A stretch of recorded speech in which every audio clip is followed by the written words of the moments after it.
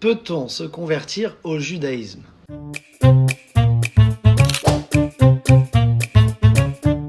Avant d'y répondre, il faut préciser une chose. C'est que le judaïsme n'est pas prosélyte. Prosélyte, ça veut dire qu'on ne cherche à convaincre ni à convertir personne. Il y a une idée reçue, c'est que, contrairement à ce qu'on croit parfois, que le judaïsme ne considère pas que, comme d'autres traditions par exemple, que celui qui n'est pas juif est un hérétique et va contre Dieu, etc. Parce que chacun a une mission.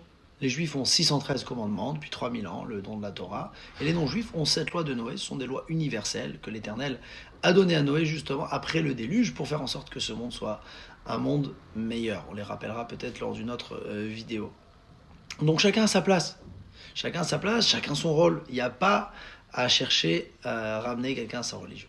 En revanche, si quelqu'un souhaite véritablement adhérer au judaïsme, par conviction, eh bien il doit accepter 3 choses sur lui. Le joug de Dieu, ce qu'on appelle Kabbalat Ol Malchut Shamayim, le joug de la Torah et le joug des commandements, des mitzvot.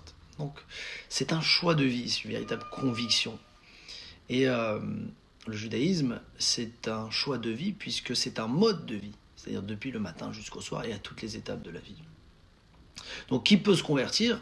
Eh bien les hommes, les femmes, sans forcément d'ascendance juive. Et bien sûr, il faut en France avoir la majorité.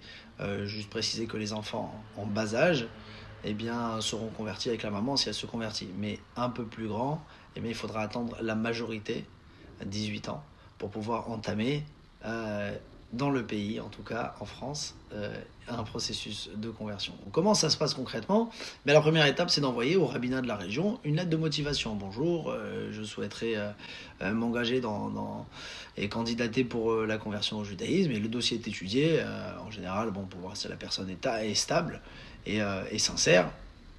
Et ensuite, il faudra apprendre l'hébreu, étudier les lois du quotidien, toutes les lois du kasher, des prières, etc. Et surtout, participer à la vie communautaire. Et c'est là que le rabbin aura un rôle clé, puisqu'on ne peut pas attester de la sincérité des gens. Il n'y a que Dieu qui connaît qui sonde les cœurs et les reins, comme on dit. Donc, le rabbin, s'il voit que le candidat est régulier, il est présent, etc., eh bien, au bout de 1, 2, 3 ans, ça suffira pour attester de la sincérité. Et là, le candidat se verra passer un examen écrit et oral et passer devant un jury pour terminer ce processus avec l'immersion dans le bain rituel. Donc, conclusion, le judaïsme ne cherche pas à convaincre, non, mais il accueille ceux qui sont vraiment convaincus, comme Abraham ou Ruth dans la Bible, qui sont